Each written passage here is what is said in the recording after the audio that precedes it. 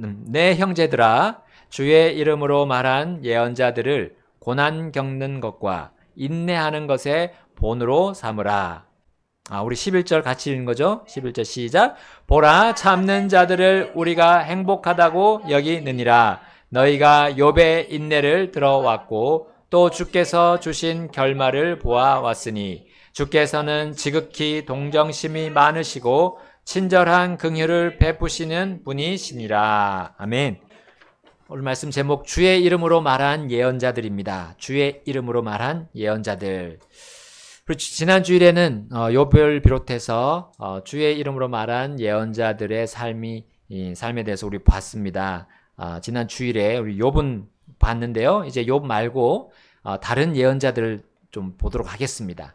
오늘 본문에서 이 야고보는 단적으로 이들이 고난을 겪는 자들이다라고 말하고 있습니다. 예언자들은 고난을 겪는다. 또 그러지만 그 고난에 굴하지 않고 인내한다라는 걸 보여주고 있습니다. 인내할 뿐만 아니라 참는다고 또 했습니다. 참는다. 그러므로 예언자들은 그 이후에 받는, 그 고난 뒤에 받는 열매는 행복이 됩니다. 행복하다라고 여긴다. 왜냐하면 그 예언자들 가운데 누가 계셨기 때문입니까? 바로 주 하나님께서 계셨기 때문입니다. 그분께서는 그들 곁에 그냥 또 가만히 서 계셨습니까? 아니죠. 오늘 11절 뒤에 보니까 무엇을 베푸셨다 했습니다. 무엇을 베푸셨습니까? 지극히, 먼저는 지극히 동정심이 많은 동정심, 지극히 많은 동정심이라고 할 수 있겠죠. 또한 친절한 긍휼입니다. 고난과 인내와 참음으로 주께서는 그 예언자들에게 동정심과 친절한 긍휼을 베푸셨어요. 특별히 이 긍휼을, 이 놀라운 또 동정심과 긍휼을 받은 인류 최초의 예언자라고 하면 누구였을까요? 인류 최초의, 많이 올라가네요. 근데 아닙니다. 우리 창세기에 아마 나올 것 같아요. 그래서 창세기 20장 7절 말씀에 예언자라는 그 단어가 처음 나옵니다. 20장 7절에. 거기 보시면, 찾지는 않을 텐데, 거기 그쯤에 누가 나옵니까? 창세기 20장쯤에,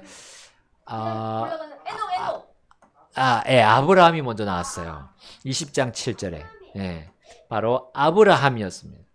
아브라함이 언제 예언자라는 말을 들었냐면, 아브라함이 잘못된 선택을 했을 때였어요. 바로 블레셋으로 사라와 함께 갔을 때였습니다. 그때 블레셋 왕 아비멜렉이 그 사라를 어떻게 했죠? 데려갔잖아요. 왜냐하면 아브라함이 여동생이라고 했기 때문에. 근데 하나님이 뭐라고 그러십니까? 하나님께서 그 블레셋 왕 아비멜렉에게 아브라함은 예언자다라고 말씀하셨어요. 그게 이제 창세기 20장 7절에 나옵니다. 그러시면서 이제 너가 데려온 그 사라를, 그의 아내 사라를 당장 돌려보내라라고 말씀을 하셨죠. 그러나 아브라함이나 아브라함과 동시대였던 욥이 최초의 예언자는 아니었습니다. 인류 최초의 예언자. 왜냐하면 이미 그 전에 그들의 조상 중에 한 사람이 예언을 했기 때문입니다. 창세기 5장으로 가보면 그 사람이 나옵니다. 창세기 5장 한번 가볼까요? 창세기 5장 21절부터 24절. 에녹은 65년을 살며 무두셀라를 낳았더라. 에녹은 그가 무두셀라를 낳은 후 300년 동안 하나님과 동행하며 아들, 딸들을 낳았더라. 에녹의 모든 날들은 365년이었더라. 에녹이 하나님과 동행하였더라. 그리고 그가 더 이상 세상에 있지 않더니 이는 하나님께서 그를 데려가셨기 때문이더라. 아멘. 몇 년 전에 우리 교회 1년 그 표가 바로 이 말씀, 그 표의 말씀이 바로 여기였습니다. 이 중심 구절이었습니다. 에녹이 하나님과 동행한 사실. 이거는 기록되어 있는데, 그리고 우리의 휴거의 어떤 모형이라고 할 수 있는 그 휴거의 모형도 여기 나와 있는데, 그가 여기 예언했다는 말은 안 나오잖아요. 자, 그러면 어떻게 그가 최초의 예언자의 후보에 들어갈 수 있을까? 자, 우리 에녹에 대한 다른 구절이 또 있습니다. 자, 신약 성경 유다서 1장으로 가보겠습니다. 아담으로부터 7번째 사람인 에녹도 이들에 대하여 예언하여 이르되 보라 주께서 자신의 수만 성도와 함께 오시나니 15절입니다. 이것은 모든 사람에게 심판을 집행하사 그들 중에 불경건한 모든 자들이 불경건하게 범한 모든 불경건한 행위와 또 불경건한 죄인들이 그분을 대적하여 말한 그들의 모든 거친 발언에 대하여 그들을 심판하려 하심이라 하였느니라. 아멘. 자, 에녹이 여기 보니까 뭘 했다고요? 예언했다고 나오죠. 그러므로 에녹 역시도 예언자였습니다. 심지어 에녹은 주께서 수만 성도와 함께 오실 마지막 날들에 대해서 예언했습니다. 그리고 여기 보니까 대적했다는 그 대적자들에 대해서도 예언했죠. 오셔서 그 대적자들을 다 심판하실 것이다. 그러니까 예언자로서 그가 욥처럼 고난을 당했습니다. 이 대적자들이 있었던 거죠. 그 당시에도. 우리는 에녹이 메시아 주 예수 그리스도의 재림을 예언했던 그 시점부터 아직 우리 지금 재림이 일어나지 않은 지금까지 자, 몇 년이 흘렀음을 우리는 알고 있습니다. 자, 에녹으로부터 지금까지 대략 몇 년이 흘렀나요? 세월이 6천년입니다. 그렇습니다. 6천년이 흘렀습니다. 약 6천년. 자, 언제 일어날지도 모르는 그 하나님의 계시를 받아서 이 전했던 에녹이었고 또 구약시대 모든 예언자들이었습니다. 에녹은 그렇게 두 눈으로 본 적이 없는 주 하나님과 또 그분의 미래 계획을 예언했습니다. 어떻게 그렇게 할 수 있었습니까? 어떤 신비한 경험을 했습니까? 물론 또 우리 구약시대에 뭐 꿈이나 환상 주어졌잖아요. 하나님께서 그렇게 하나님의 뜻을 계시하셨습니다. 근데 그렇다고 에녹이 뭐 무당 같은 그런 신비한 능력으로 예언을 했을까요? 할 수 있었을까요? 아니면 뭐 세상에 있는 여러 가지 박식한 지식으로 예언할 수 있었나요? 부모님으로부터 좋은 유전자를 받아가지고 그것으로 예언할 수 있었는가요? 우리 자매님, 김은아 자매님 말씀하신 하나님과 함께 동행했기 때문입니다. 그런데 하나님과 함께 동행할 때 그가 필요한 게 있었어요. 그것이 이제 히브리서 11장에 나옵니다. 히브리서 11장 에녹에 대한 말씀이 또 하나 더 나옵니다. 히브리서 11장. 자, 우리 히브리서 11장을 보통 땡땡의 장이라고 부릅니다. 별명이 있어요. 땡땡의 장. 그 땡땡. 그렇습니다. 11장 5절 함께 읽어보겠습니다. 11장 5절. 자, 시작. 믿음으로 에녹은 죽음을 보지 아니하고 옮겨졌으니 하나님께서 그를 옮기셨기 때문에 찾지 못하였느니라. 이는 그가 옮겨지기 전에 하나님을 기쁘게 했다는 이 증언을 가졌기 때문이라. 아멘. 자, 믿음입니다. 믿음이 없다면 하나님과 동행한다는 그 자체를 알지 못할 겁니다. 그리고 예언할 수도 없었을 거예요. 예언하지 않았다면 에녹이 고난을 당할 이유가 없습니다. 인내할 필요도 없었어요. 물론 보상도 없었겠죠. 자, 무엇으로 그가 하나님의 기쁘신 뜻과 계획을 알고 전달하는 그런 예언을 할 수 있었습니까? 믿음으로 가능했습니다. 믿음의 정의를 한번 볼까요? 1절, 믿음이란 무엇입니까? 1절, 시작. 이제 믿음은 바라는 것들의 실체요 보이지 않는 것들의 증거니라. 아멘. 우리 사람들은 바라는 것들이 분명히 있죠? 일반 사람들 내가 바라는 거 뭐라고 부릅니까? 한자로.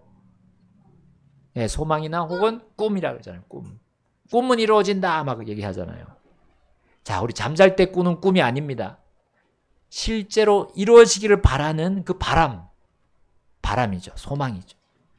아직 내가 잡지 못했고 보이지 않지만 내가 이루기를 원함이 그 꿈으로 불립니다.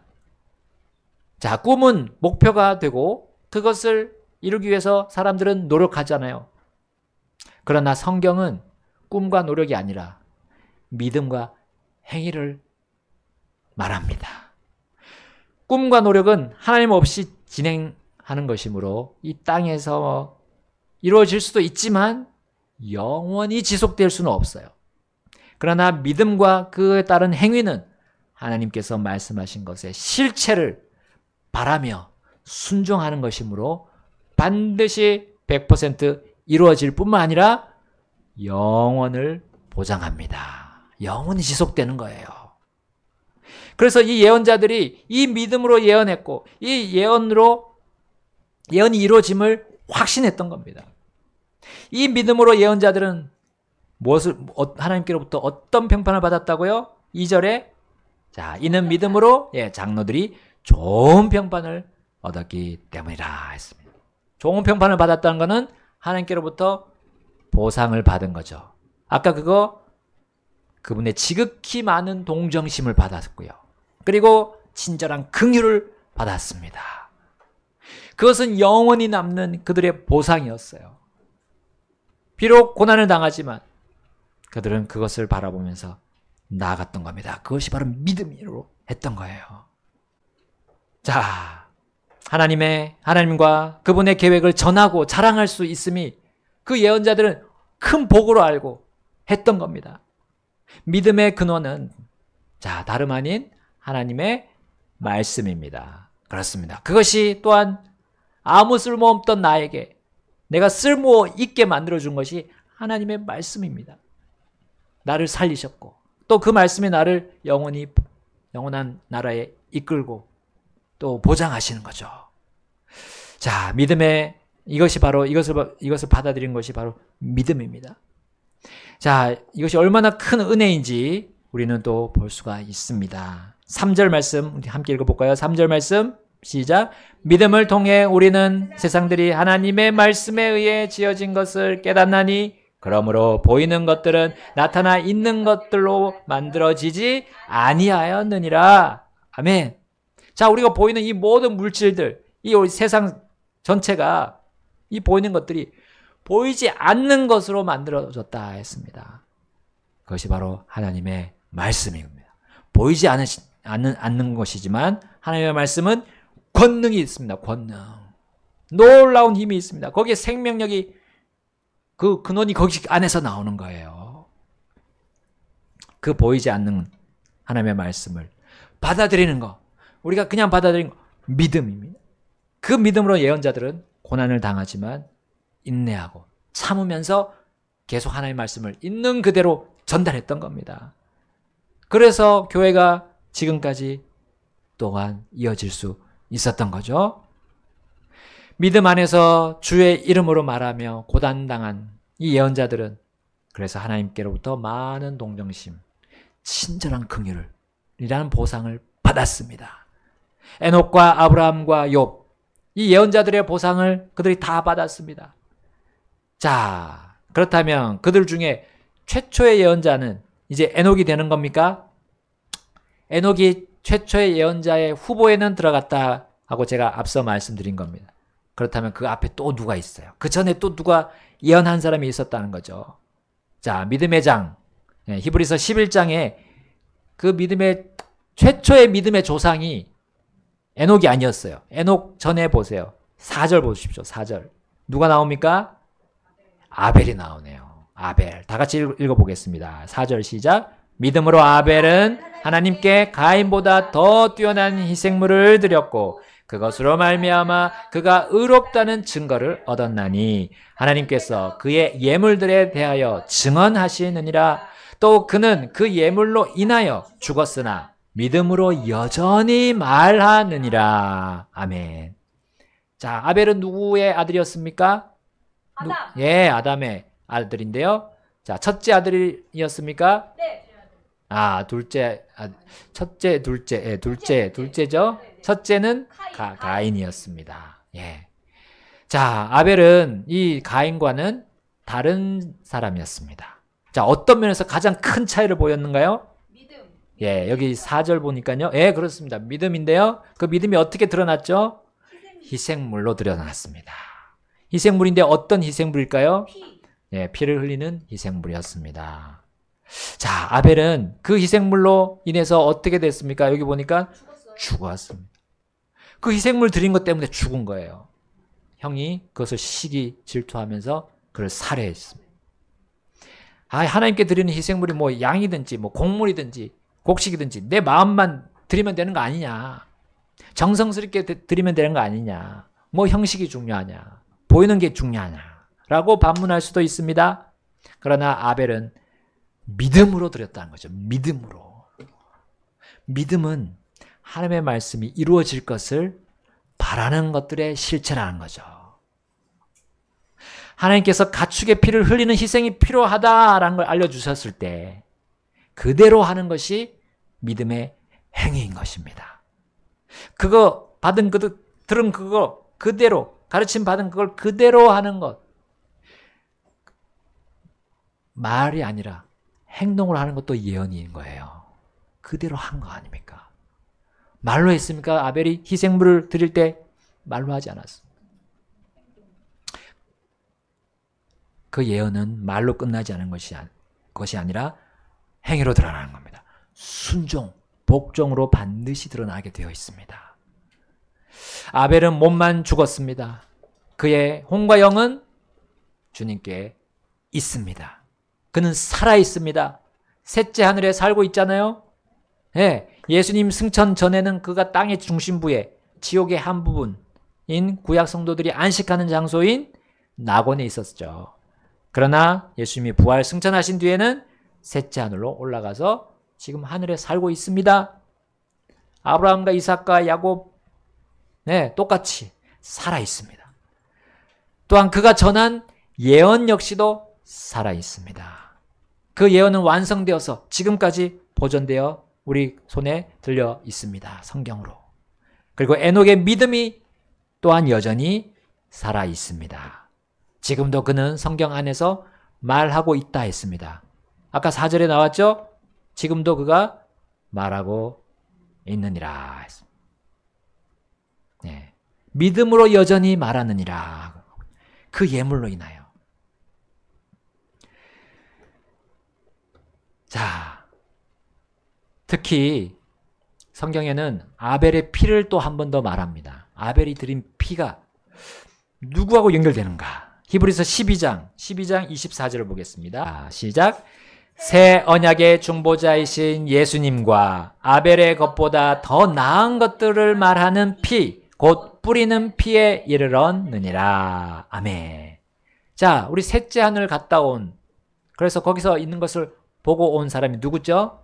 바울입니다. 네, 바울이 히브리서를 썼잖아요. 자, 바울이 근데 그것을 말할 수 없도록 하나님이 금지하셨어요. 그런데 여기 히브리서를 쓰게 될 때 말할 수 있는 권한이 주어진 겁니다. 물론 다 전하지는 않았지만 그것이 히브리서 12장 아마 22절부터 쭉 나오는 24절까지의 모습이에요. 그게 하늘에 있는 것들을 그가 열거를 했습니다. 자, 그 중에서 이 아벨의 것, 아벨의 그 드린 그 희생의 피보다 더 나은 것들을 말하는 것이 누구의 피라고요? 예수님의 피라는 거죠. 그가 예수 그리스도의 피를 예언하면서 선포했던 겁니다. 이것을 들은 가인이 나 그거 받아들이기 싫어 하는 그 마음, 그 믿지 않는 불신의 마음에서 그를 죽이게 된 겁니다. 그러니까요, 인류 최초의 예언자 아벨부터 해가지고 매 예언자들이 이 복음을 빠뜨리지 않고 전했고 그것을 거부하는 자들이 그들을 핍박한 겁니다. 그러니까 고난당할 수밖에 없는 자들이 이 예언자들이라는 거죠. 자, 아담이 범죄한 이후 낳은 그 아들들 중에 아벨이 바로 최초의 예언자가 될 수 있습니다. 그런데 누가 최초의 예언자인가? 그거는 그렇게 중요한 것이 아닙니다. 우리에게 큰 의미가 없습니다. 더 중요하고 우리 삶에 적용해야 할 예언자에 관한 것이 무엇일까요? 바로 예언자의 역할, 그리고 예언자가 받는 보상이 우리들에게도 적용된다는 사실, 그것입니다. 지금은 예언자가 없잖아요. 신약 시대에 예언의 은사가 없습니다. 맞습니다. 그렇습니다. 근데 성경이 완성된 이후로는 하나님은 예언자의 직분을 세우지 않으십니다. 그러나 그 예언자의 역할은 여전합니다. 완성된 예언이 여기 있고 이것을 우리가 그대로 전달하는 것이 또한 예언자들이 했던 거예요. 예언자들은 계시를 받아서 그대로 전했거든요. 우리는 계시가 여기 있으니까 이걸 전하면 우리도 예언하는 겁니다. 자, 그리고 그 예언자의 역할을 주님께서 우리에게 지금 맡기셨어요. 이스라엘에게 하나님 말씀을 맡기신 것처럼 구약시대, 또 신약시대 우리 교회에게 이 말씀을 전하고 또 말씀을 보존하는 일 다 맡겨주셨습니다. 예언의 일은 계속됩니다. 자, 이것이 우리 교회가 해야 될 임무고요. 또 구원받은 모든 자들이 또 이 예언의 임무를 할 수 있도록 교회 안으로 들어오는 것이 하나님의 뜻입니다. 이 예언의 말씀들이 내 생활이 되어야 함이 우리가 예언자처럼 살아가는 거예요. 이 임무를 수행할 때 우리는 반드시 고난이 따라올 겁니다. 그러나 인내하고 참는 자는 예언자의 보상을 받게 될 것입니다. 그것은 하나님의 많은 동정심, 지극히 많은 동정심과 친절한 긍휼을 받아서 어떻게 되는 거죠? 오늘 본문에 따르면 야고보서 5장 10절에 따르면 바로 행복한 자가 되는 겁니다. 행복한 자. 여러분, 누군가가 인간의 공통적인 목표가 뭐라고 말합니까? 두 자로 하면 행복입니다. 예, 우리 행복 추구권이라는 게 있잖아요. 또 우리 헌법에. 여러분, 야고보서는 그 행복이 어디에서 오는지를 말해주고 있습니다. 바로 주의 이름으로 말한 예언자의 보상이 그 행복이라는 사실입니다. 그래서 예언자들은 다른 사람들에게 특이하게 보입니다. 때로는 눈에 가시가 됩니다.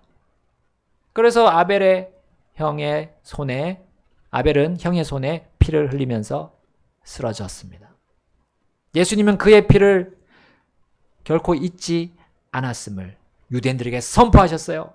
마태복음 23장 34절 35절에 이렇게 나와 있습니다. 그런즉 보라, 내가 너희에게 예언자들과 현자들과 서기관들을 보내나니 너희가 그들 중에 덜어는 죽이고 십자가에 못 박으며 또 그들 중에 덜어는 너희가 너희 회당들에서 채찍질하고 이 도시에서 저 도시로 다니며 그들을 핍박하리라. 함께 35절 읽겠습니다. 그리하여 의로운 아벨의 피로부터 성전과 제단 사이에서 너희가 살해한 사가랴의 피까지 땅 위에 흘린 모든 의로운 피가 너희에게로 돌아가리라. 아멘.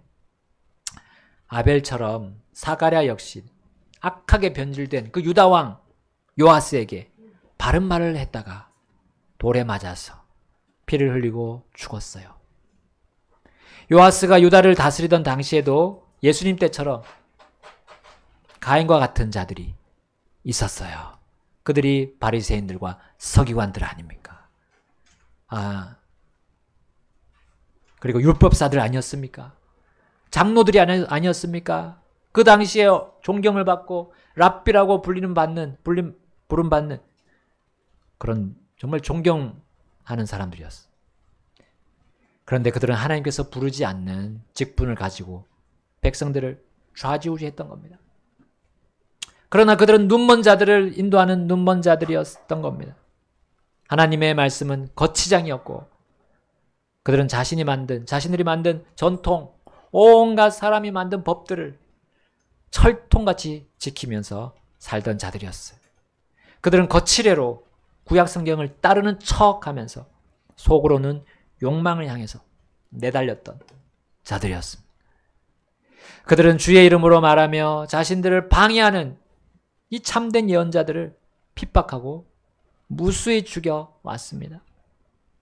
그 중에 우리는 눈물의 예언자 예레미야를 기억합니다. 예레미야 11장 21절에 그러므로 주께서 아나돗 사람들에 대하여 이같이 말씀하시느니라. 곧 그들이 내 생명을 찾으며 말하기를 내가 우리 손에 죽지 않으려거든 주의 이름으로 예언하지 말라 하는도다.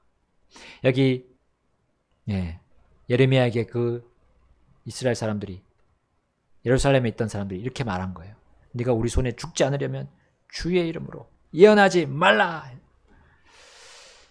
여러분 우리 예언서들을 보면 만군의 주의 이름으로 말하노라. 만군의 주의 이름으로 말하노라. 얼마나 많이 나옵니까? 예언자들이 곧잘 그 예언의 천마디로 이렇게 말하는 것을 우리 볼 수 있습니다. 그들의 말이 아닙니다. 하나님의 말, 하나님의 이름으로 말한다 했어. 하나님을 경외한다면 이 주의 이름으로 말한다고 할 때 새겨 들어야 될 거 아닙니까? 반드시 일어날 하나님의 계획을 듣는 거예요. 하나님의 뜻을 그들이 들어야 되는 거예요. 그럼에도 불구하고 예레미야가 말한 주의 이름에 따르는 그 예언을 그들은 거부했습니다. 자, 그것은 예언자들에게 반응하는 태도에서 드러난 거예요. 예레미야서 26장 8절에서 9절을 또 이렇게 말합니다. 이제 이 일이 일어났으니 곧 예레미야가 주께서 온 백성에게 말하라고 자기에게 명령하신 모든 것을 말하기를 마쳤을 때 제사장들과 예언자들과 온 백성이 그를 붙잡고 말하기를 내가 반드시 죽으리라. 어찌하여 내가 주의 이름으로 예언하여 말하되 이 집이 실로같이 되고 이 도시가 거주민이 없이 황폐하게 되리라 하느냐 하며 온 백성이 주의 집에 모여 예레미야를 대적하더라. 여러분 이 예루살렘에 있는 사람들이 모인 곳이 우상의 집이었습니까? 바알의 제단이었습니까? 어디였습니까? 주의 집이었어요. 주의 제단이 있던 곳이었어요. 거기는 주의 이름으로 말하는 예언자들의 그 말이 나오는 곳이에요. 그 말에 아멘이라고 외쳐야 될 곳이었습니다. 하나님께서 좌정하신 그 자리에서 그들은 하나님의 말씀을 들었지만 그 하나님의 말씀을 말하는 예레미야를 대적했어요. 심지어 그들은 예레미야에게 피를 묻히기 싫어서 진창이 가득 찬 지하 감옥에다 그를 던져놓고 죽기를 바랐습니다. 여러분 주의 제단이 있던 그 성전과 주의 제단 그 사이에서 아까 아벨과 함께 또 누가 언급됐습니까? 사가랴가 언급됐죠. 사가랴도 거기서 돌에 맞아서 요아스 왕과 그 사람들에게 죽었어요. 자, 예레미야는 그 진창 지하 감옥 속에 빠졌지만 하나님의 도우심으로 다시 밖으로 나오게 됩니다. 그러나 또다시 다른 지하 감옥에 던져졌어요. 그럼에도 예레미야는 인내하면서 자기의 믿음을 지켰습니다. 그리고 끝내 자신을 해하려던 자들을 대적하던 자들을 하나님께서 원수 갚아주시는 것을 보았습니다. 바로 바빌론에게 유다가 멸망당한 그 일이죠. 바빌론의 포로로 사로잡혀갔던 그 자들 중에 다니엘은 그때 유다의 죄악들을 이렇게 기도 속에 넣었습니다. 다니엘서 9장 6절 보고 우리 정리하겠습니다. 다니엘서 9장 6절입니다. 시작. 우리가 또 주의 종 예언자들이 주의 이름으로 우리의 왕들과 우리의 통치자들과 우리의 조상들과 그 땅의 모든 백성에게 말한 것에 귀를 기울이지 아니하였나이다. 지금 다니엘이 민족적인 회개의 기도를 하고 있어요. 옛날 과거를 생각하면 왜 우리가 여기 포로로 붙잡혀 오게 되고 우리의 고국 땅이 짓밟히게 됐는가? 바빌론에 의해서. 바로 주의 이름으로 말한 예언자들의 말을 듣지 않고 귀를 기울이지 않았다는 거죠. 주의 이름으로 말한 그 예언자들의 말, 그 예언의 말을 듣지 않으면 하나님의 심판이 반드시 임한다는 사실입니다. 여러분 지금 우리의 세상을 보십시오. 세계 각국을 보십시오. 세계 전역의 재난들이 심화되고 있습니다. 심해지고 있어요. 자, 우리나라 이 작은 영토를 가진 우리 대한민국 남한 이 영토를 보세요. 이 좁은 땅 안에서도 어떤 곳은 폭우가 쏟아져서 물난리가 나는데 우리 강릉은 물 부족을 느끼고 지금 엄청 극심하게 겪고 있습니다. 전문가들도 지금 온 세계가 기상이변이 계속 일어난다고 말하지 않습니까? 이거는 인재이자 천재라고 저는 믿습니다. 인재라고 해서 뭐 시설을 잘못했다는 거, 뭐 정책을 잘못했다는 게 아니라요. 바로 사람들이 하나님 앞에 범죄하고 그 범죄도 양심의 가책을 받지도 않고 더 악하게 되고 있는 그 상황에 맞게 하나님께서 더욱더 심하게 재난을 내리시는 겁니다.